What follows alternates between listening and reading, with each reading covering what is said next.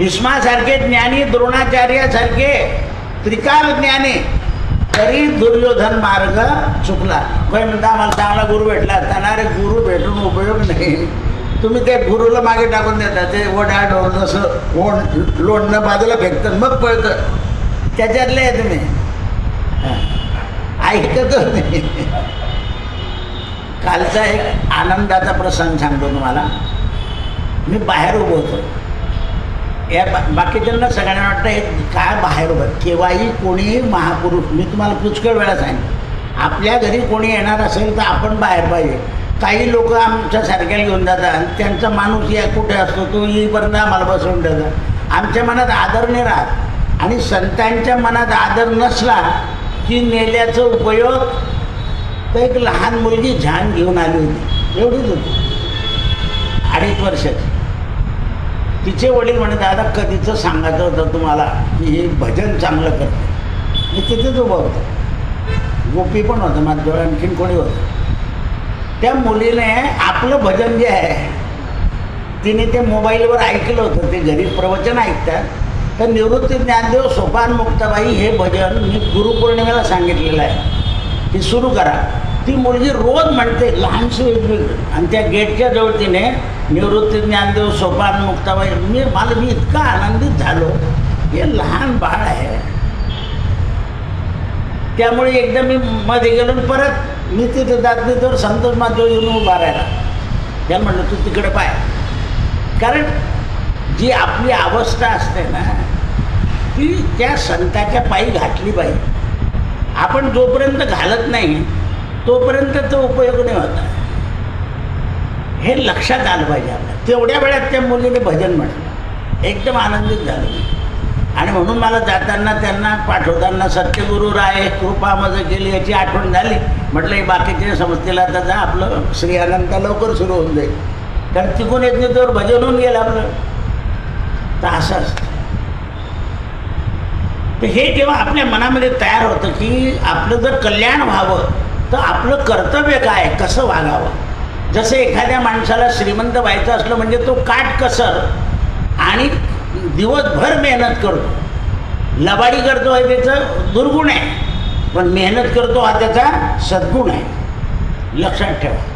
काही लोक अशा लोकांनाही नाव ठेवतात, काय हा उपवास करता, कुठे छातीवर न्यायचं आहे, ह्या गोष्टी बोलायच्या आहे. पण माणसाने कर्तव्य करत राहिलं पाहिजे.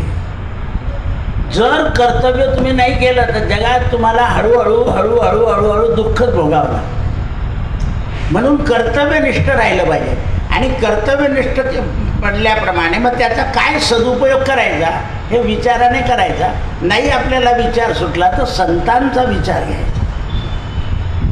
म्हणून धर्मराजाने विचारलं, दादाजी समस्त भूतांचा संहार करणारा काळ हा माणसाच्या कोणत्या अवस्थेत येतो. म्हणजे आपला संहार होण्याचा काळ जो आहे म्हणजे शेवट हा कोणत्या अवस्थेत होतो. भीष्म पितामह हसले. त्या मुद्दावून अज्ञानाचं लोकांकरता प्रश्न करतोय. आता ज्ञानी आहे मुळात धर्म. याला ज्ञान आहे की माणसाच्या पाठीमागे मनुष्य जन्माला आला की मृत्यू, जीवा सवे जन्मे मृत्यू. जन्मल्याबरोबर मृत्यू मागे लागलाय. तो हळूहळू हळूहळू आपल्याला वाटतं आपण, पण तो आपल्याला ग्रासत असतो. जसं मगर एकदा तुम्हाला धरलं की हळूहळू ओढतं ते आत. म्हणून गजेंद्राला मगराची उपमा दिलेली तिथे. गजेंद्र ग्राहे धरेला जळात.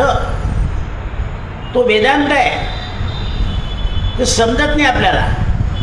मनुष्याचं कल्याण कसं होईल. भीष्म पितामह आले धर्मराजा.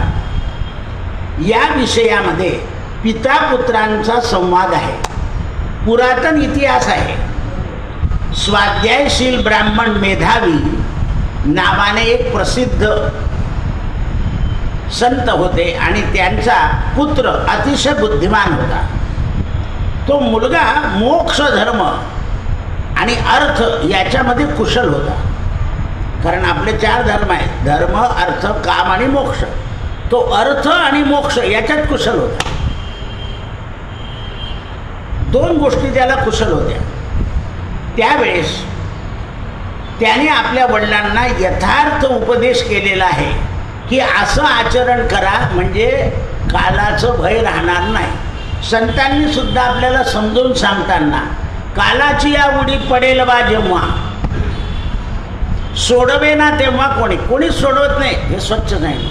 आता बा कालच मला लोक विचारायला आलं होतं ना, नाही आज सकाळीच की मुंबईतून परत आणलेलं आहे आणि या इथे कुठे हॉस्पिटलमध्ये टाकलेलं आहे, केव्हा सुटका होईल? कारण सुटका होणं सुद्धा सोपं नाही आहे. आपल्याला वाटतं मरण सोपं आहे, पण ते एक मुलगी मरून गेली का मारली केवढं सुरू झालं आहे त्याच्या मागे. एक मोठा अधिकारी सुद्धा अटकून गेला. मरण सोपं नाही. त्या अधिकाऱ्यांना माहिती होतं का आपल्याकडं असा प्रसंग उभा राहिला, आयुष्यात उभा राहिला, पुणे सोडून मुंबईला जावं लागलं. बरं काही घेणं नाही देणं नाही, परवानगी द्यावी लागते, जगामध्ये दिली जाते, काही चूक आहे असं काही नाही. आता त्याचा दुरुपयोग झाला, त्याला काय इलाज आहे? लिंबू चिराच्या शस्त्रानं जर तुम्ही कोणाच्या पोटात खुपसलं, त्या आईजीच्या बायकोनं खुपसूनच दिलं तर काय होणार आहे? ते असं ठरलेले असतात शेवट, कोणाचे कसे होणार. म्हणून पित्यानं पुत्रानं विचारल्यावर पिता म्हणाला, महाराज अरे बेटा, मनुष्याला ब्रह्मचार्य व्रत पालन केलं पाहिजे, वेदाध्ययन केलं पाहिजे, गृहस्थाश्रमामध्ये पितरांची सद्गती करता पुत्र उत्पन्न केला पाहिजे. लक्षात ठेवा. नातू का व्हावा असं वाटतं माणसाला, तर आपल्या वंशामध्ये दिवा असून पितरांचं श्राद्ध घरात होईल याकरता नातू असावा.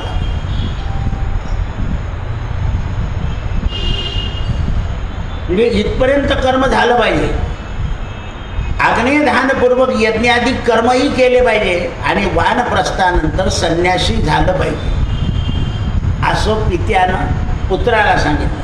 पुत्र म्हणाला, महाराज यलोक अत्यंत ताडीत आहे, चारी बाजूने दुःख आहे कलियुगामध्ये, मग ती अमोघ वस्तूचं पतन होऊन जातं, मग मनुष्य निश्चित मोक्षाला जाईल कसा? त्यावेळा पिता म्हणाले, अरे तू घाबरतो काय? कोण तुझ्या मागे तारण करायला लागलेलं आहे आणि कोण तुझ्या मागे आहे? कोण तुझं अमोघ पतन करून जाणार आहे? असा उपप्रश्न वडिलांनी विचारला. तेव्हा मुलगा म्हणाला, बाबा असं नाही आहे, तुम्हाला जे समजलं आहे त्याच्या पलीकडचं मला समजलेलं आहे. म्हणजे वडील फक्त शरीराचा विचार करतात, हा आत्मज्ञानात चालला गेला आहे मुलगा. मागच्या जन्माचं पुण्य असल्यामुळे योग भ्रष्टोपी जायते, ज्यांचं मागच्या जन्माचं पुण्य असतं ना ते अध्यात्म भरभर जाणतात, आणि ज्यांचं मागच्या जन्माचं पुण्य नसतं ते अध्यात्म करायचं आहे करायचं आहे करायचं आहे याच लागून जातं.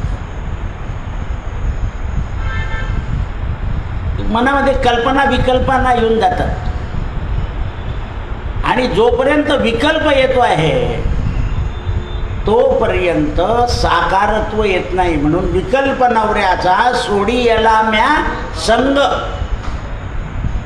आईचा जो अगवा मागे न.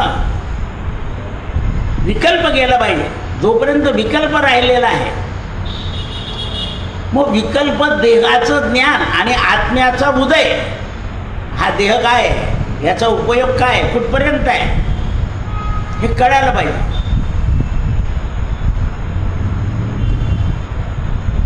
मग हे जोपर्यंत कळत नाही तोपर्यंत काय उपयोग आहे? कळण्याकरता काय केलं पाहिजे? तर पुत्र म्हणाला, पिता मृत्यू हा अत्यंत रोज आपल्याला ताडण करतो आणि जरा अवस्थेनं आपल्याला कायमचं घेरलेलं आहे. जरा म्हणजे म्हातारपण. दिवसेंदिवस आपलं शरीर तरुण होतं आणि लगेच 31 नंतर जरा येऊन जाते, लगेच म्हातारपण. का केस पण झालं म्हटलं, हा इतक्या लवकर आम्ही तर काळे करून घेतो म्हणे. हां, ते काळे कर तू, पण आतून बाई 4 पोळ्या देत होती, आता 1.5 पोळी खातोय तू. आहार कमी झाला, डोळ्याचं तेज कमी झालं, कामाने ऐकू येत नाही, आठवण येत नाही, काय मोबाईलला बेल लावून ठेवतो. बऱ्याच लोकांची प्रत्येक कामाची मोबाईलला बोलत म्हणजे काय वाटतं, मेसेज येतो तुम्हाला अमुक काम करायचं आहे. इतके पराधीन झाले, स्वतःच्या कर्माची आठवण राहत नाही. कारण चित्त कामात नाही आहे. ज्यांचं कामात चित्त असतं त्यांना बेल लावायची गरज नाही. जसे उडाण टप्पू विद्यार्थी शाळेची शेवटची बेल ऐकायच्या तयारीत राहतात, केव्हा होते, तसे ऑफिसमध्ये घरी काम नाही झालं की पळाले बाहेर. ती बाई बोंबलत का बसे ना, पळून दे. असं नाही आहे.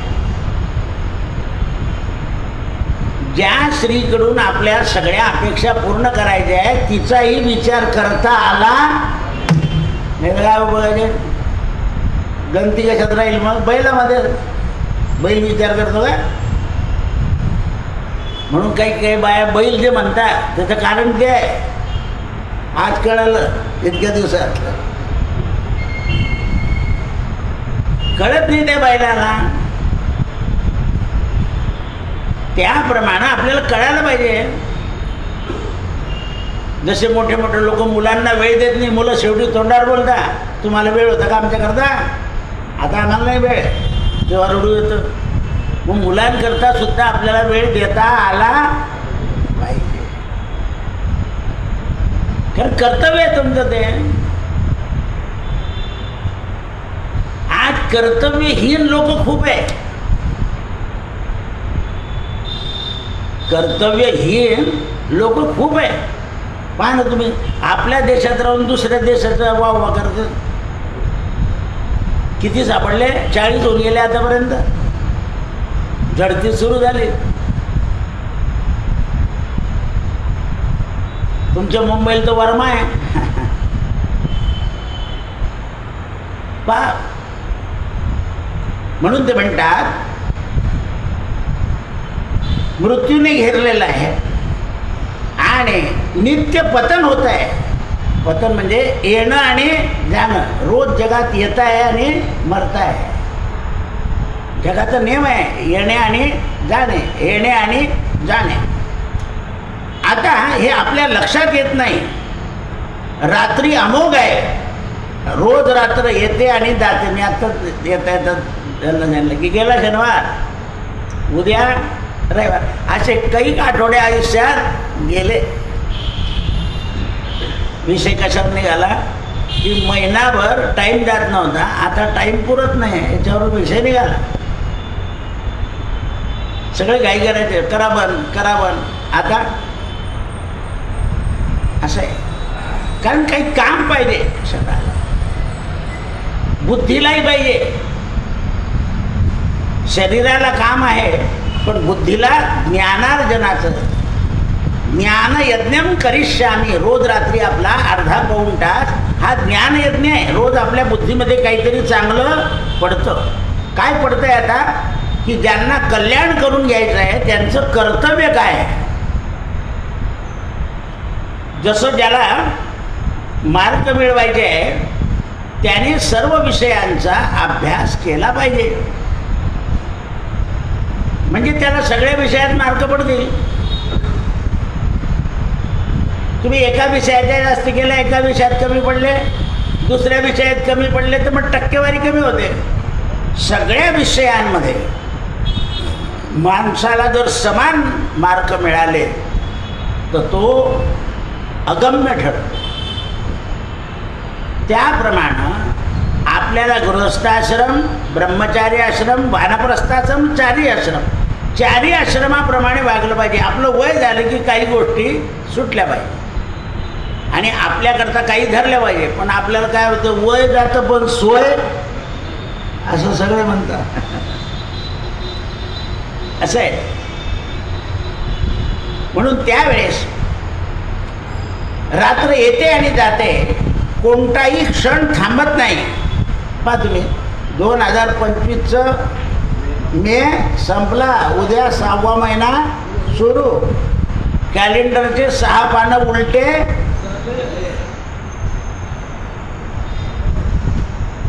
आता हे 6 जायला काय वेळ लागतं? लगेच लोक म्हणते नवरात्र कधी आहे, नवरात्र झालं की दिवाळी कधी आहे, दिवाळी झाल्यानंतर त्याच्यात झालं उलटले पानं डिसेंबर, खलास. मग 26 कसं येतं, ते येईल आणि ते जाईल. म्हणून कल्याण साधन ढिलं होता कामा नये. आपलं जे कल्याण करायचं आहे ते जे साधन आहे, ज्ञान साधन, ते ढिलं व्हायला नको. जगात काही हो,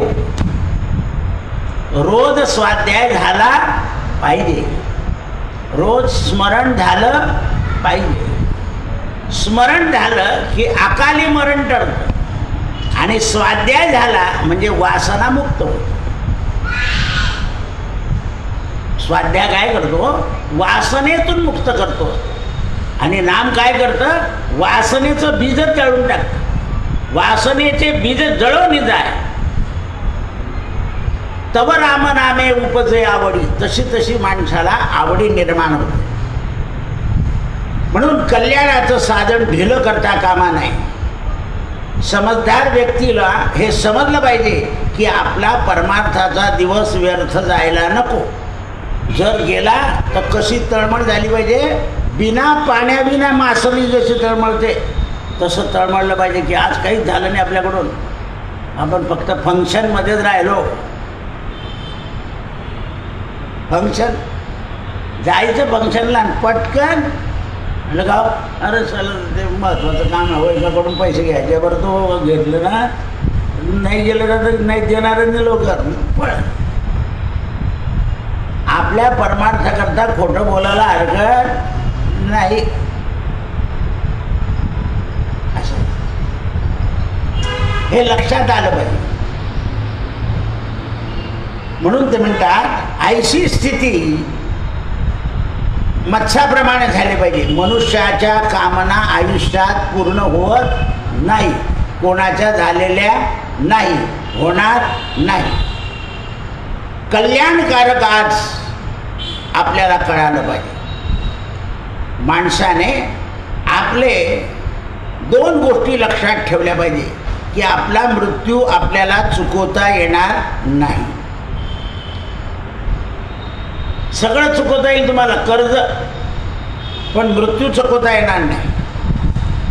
मग काय केलं पाहिजे, तर जे काम आपल्याला उद्या करायचं ते आज केलं पाहिजे. आज केलं ते आत्ताच केलं पाहिजे, दुपारी पण नाही, कारण दुपार लवकर निघून जाते, लगेच संध्याकाळ होते. म्हणून आपला मृत्यू समोर आहे असं पाहून आत्मज्ञान आणि जप आणि स्वाध्याय केला पाहिजे. समोर काय दिसलं पाहिजे, रोज मरे एकत्याचा तुझा शोक वाहे, अकस्मात तोही पुढे जात आहे. लोक तो गेला, अरे तुलाही जायचे. असं आहे. स्मशानात गेल्यावर काहीच बोलायचं नसतं, किंवा तिथे गेल्यावर फक्त त्या जीवाचे लोक तिथे काही गप्पा मारतात. जाळणारे जाळतात, मन पूर्ण हा पूर्ण मारू बापरे असं काही नाटले. आणि त्याच्या 10 मिनिटापूर्वी ती तयारी होईपर्यंत काही गप्पा मारतात लोक. कबीर महाराज एकदा स्मशान यात्रेत गेले होते. तर कबीरांच्या घरी एक शिष्य गेला, म्हणे आईसाहेब महाराज कुठे गेले, स्मशान यात्रेत. तो गेला स्मशान यात्रेत, तर म्हणे मला ओळखू येत नाही कबीर. म्हणे स्मशानात सगळ्यांच्या डोक्यात वैराग्य येतं, पण घरी येताना ज्यांच्या डोक्यावर वैराग्य ते कबीर आहे म्हणे. तर सगळे येताना मस्त हसत गप्पा, कबीर महाराज सीताराम सीताराम सीताराम करत तिथेच रस्त्यात पाय धरले. आणि म्हणे मला ओळखलं तू? म्हणे आईसाहेबांनी सांगितलं की ते येताना सुद्धा वैराग्यशील आहे, तेच कबीर आहे. स्मशानात तर सगळं नाही हो, काही खरं नाही. बरोबर केव्हा बी जावं लागतं. एकदा बोलणं झालं की लगेच काय भाव घेतला तुम्ही? म्हटलं 12 रुपये. आपला बी घेऊन टाकाय, झाला सौदा. असं गाईमध्ये घेतला तो दुसऱ्याचा खोटा प्लॉटने गेला, फसला. ते का नाही स्मशान यात्रेत घेतला म्हणून फसला. अरे नाही, प्रत्येक गोष्टीचा विचार कर, कागद पाय, प्रत्यक्ष जागा पाहून घ्या, मग घ्या. काहीच करत नाही. त्याने सांगितलं की याने टांगलं आणि लगेच विचारायला येतात असं कशामुळे झालं. कुंडल्या हजर. बरं मोबाईलमध्ये जास्त हल्ली की त्यात कागद ठेवायची गरज नाही. इतका गोंधळ झालाय.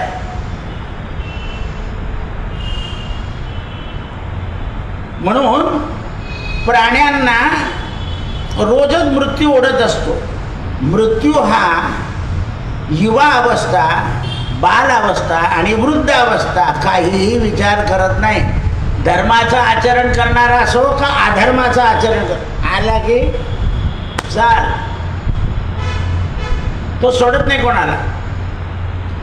पुत्र स्त्री यांच्या खटपटीमध्ये माणसाचं कार्य अकार्य होऊन जातं. पण मी या सगळ्या संसाराच्या लोकांना एकत्र आणणे, नेणे, सवरणे याच्यातच काळ चालला जातो आपला. आपल्याला स्वतः करता काही काळ उरतच नाही. आपला विचार करायला वेळ मिळतच नाही, कारण आपण तो विचार करायला वेळ काढतच नाही. आपली सोडवणं करा आपण आपला वेळ काढला पाहिजे. म्हणून पालन पोषण आणि कर्तव्य याच्यामध्ये अधिक वेळ घालवतो आणि त्यामुळे आपलं चित्त आणखीन त्याच्यात आसक्त होत जातं. मी सांगितलं ना तुम्हाला, आता मुलीला मुलगा झाला, आणखीन तिकडे ढुकून पाहायची काय गरज आहे? पण नाही आहे. आणि मुलगी असो का मुलगा असो, त्याच्या कर्माची फळं ज्यांना त्यांना भोगावी. आपण कितीही प्रयत्न केले तरी त्या प्रयत्नाला काही उपयोग राहत नाही. त्यांना दाखवण्यापुरते प्रयत्न करावे, नंतर मात्र आपण आपल्या आपल्या नामामध्ये मग्न असावं. हाच एक उपाय आहे त्याचा.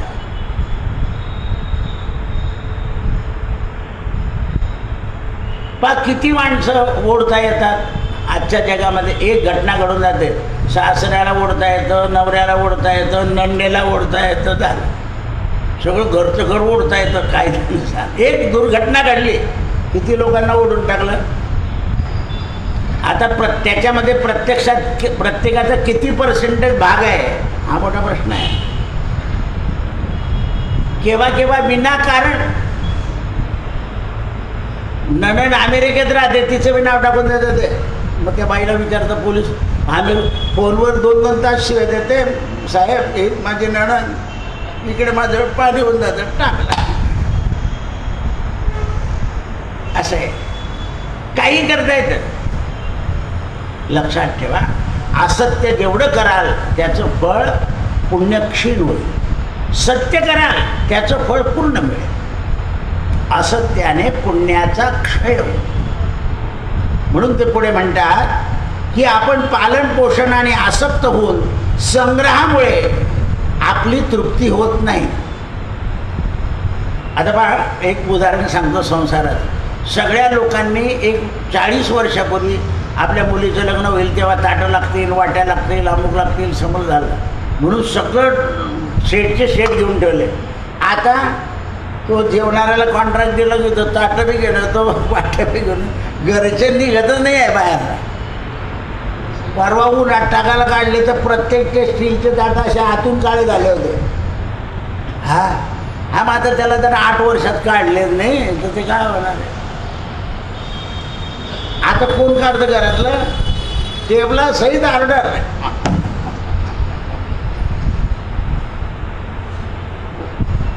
वरण वाढायला वाटकं घेतलं होतं, चमचे घेतले होते, तुपाची वाडी घेतली होती, मी तशीच होती.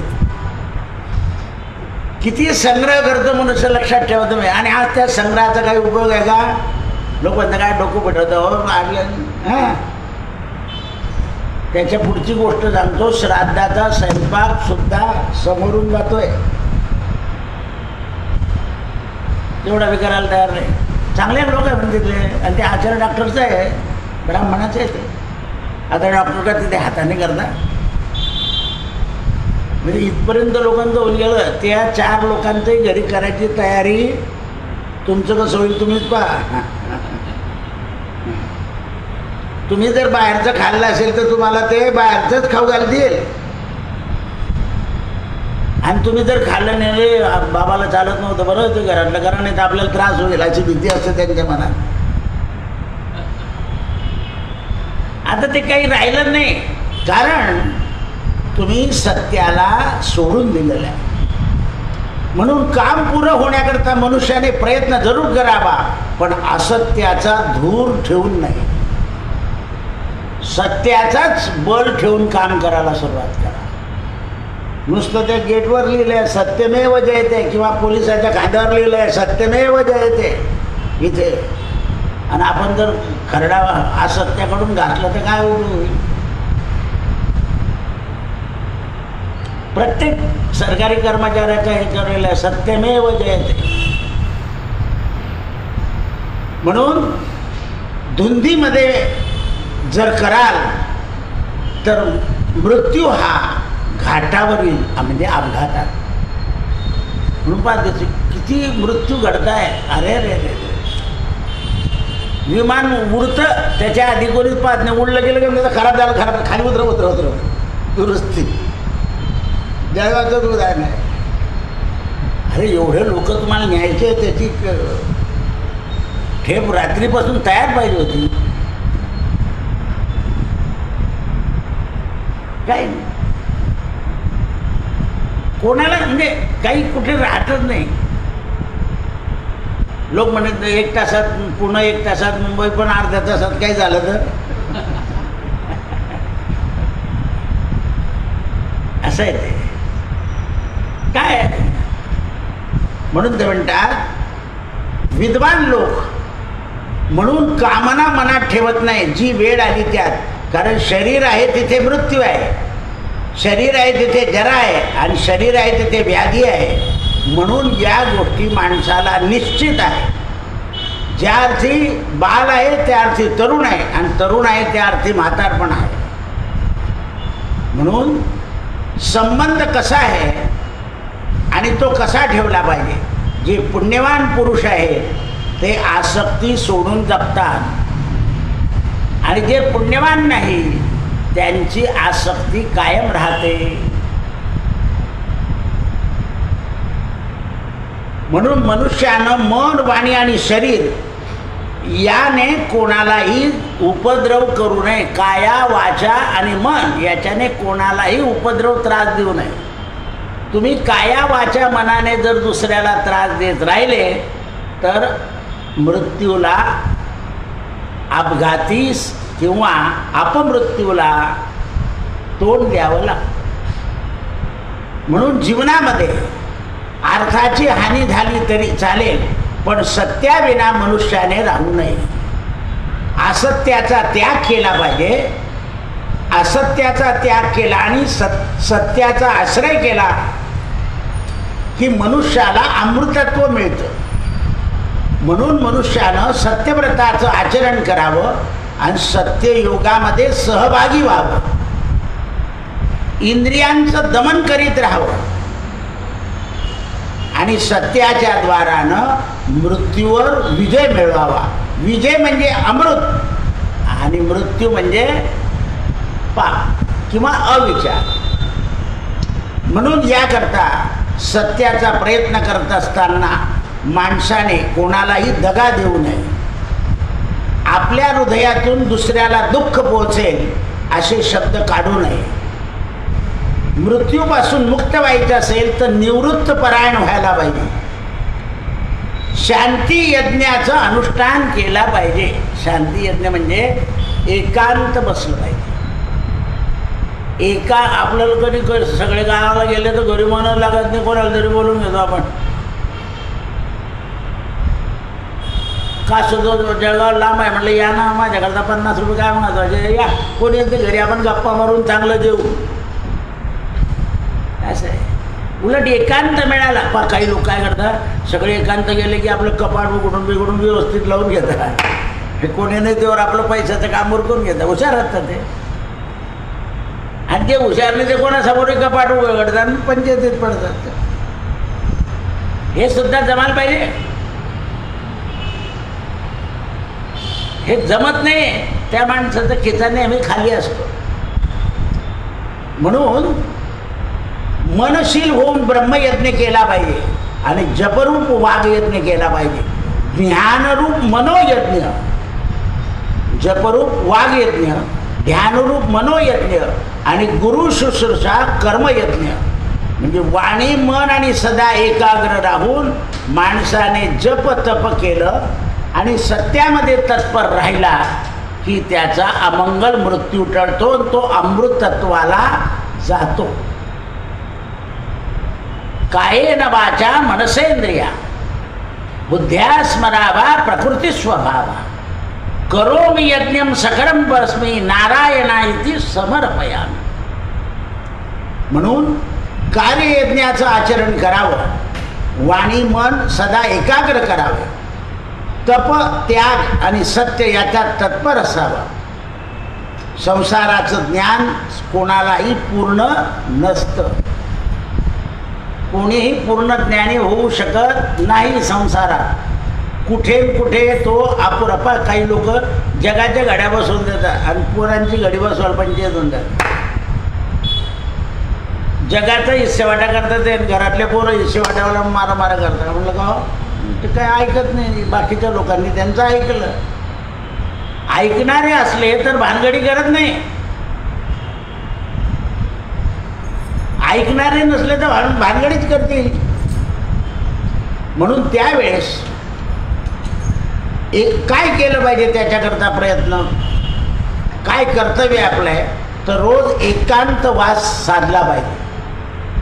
दुसरं समता, तिसरं सत्यभाषण, चौथं सदाचार, पाचवं अहिंसा, सहावं सरलता. या काम्य प्रवृत्तीतून निवृत्त झालं पाहिजे.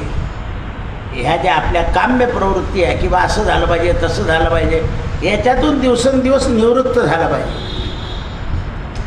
आणि या समान दुसरं धन नाही. हे परमार्थातलं धन आहे. तुम्ही किती दान दिलं त्याच्याने तुम्हाला कीर्ती मिळून जाईल, वरती गेलं तर मिळेल बस. पण त्याच्याने तुमचं समाधान नाही होणार.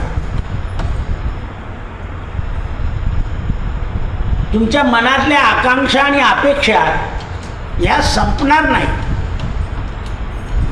म्हणून पिताश्री एक दिवशी आपल्याला जायचं आहे. धन स्वजन श्री अथवा पुरुष हे आपल्या अंतःकरणात आसक्ती रूपानं ठेवण्यापेक्षा आत्मस्वरूपाची खोज तुम्ही घेतली पाहिजे. तो आजचा दिवस पितामह भीष्म पितामह धर्मराजाला सांगतात की धर्मा तो आजचा दिवस आहे.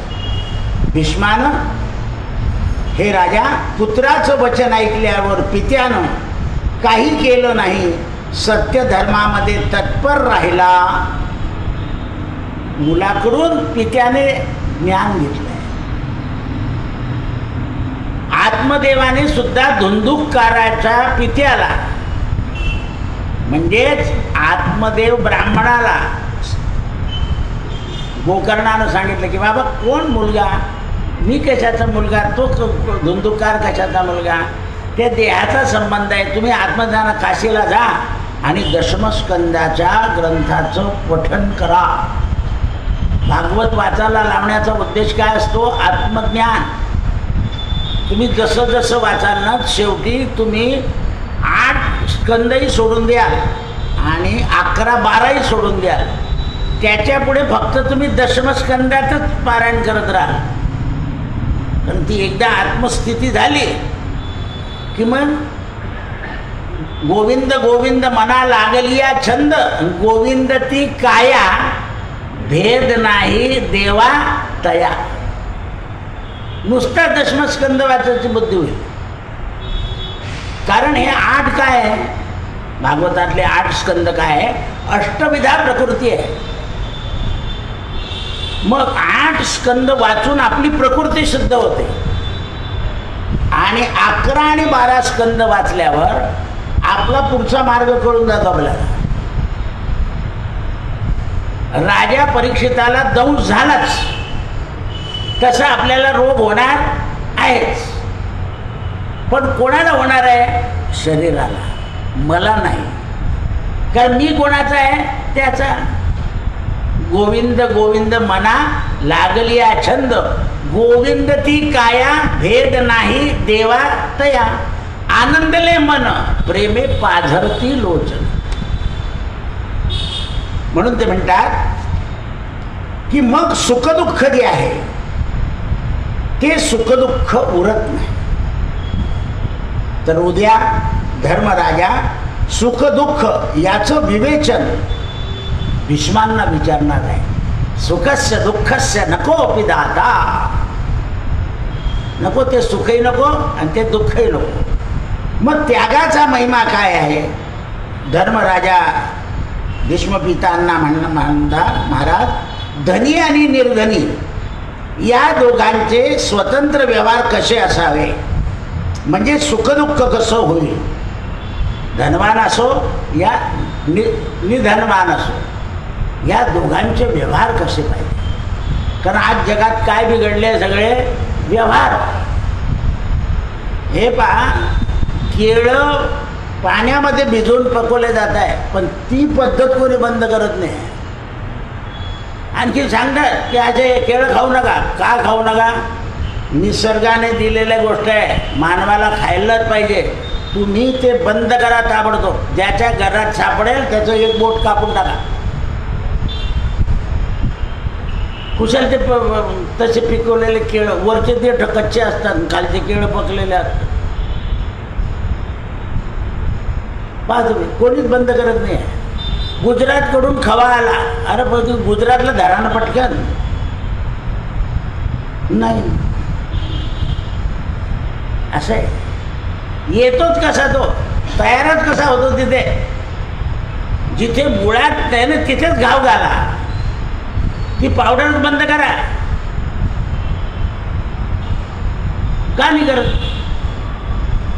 असे यावर्षी आंबे परत आले परदेशातून, गवतात पिकवले नाही म्हणून त्यांनी ते कागदाचे गेले असे आणि त्याच्यात टाकले, परत आले. काय भाव पडलं? मग परदेश घेत नाही आहे, पण इकडे पावडरने टाकलेले. असं आहे.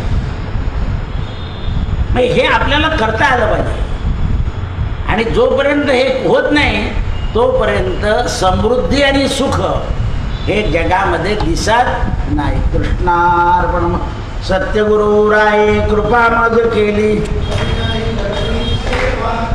सापडविले वाटे जाता गंगा स्नाना. भोजना मागती तुप पाव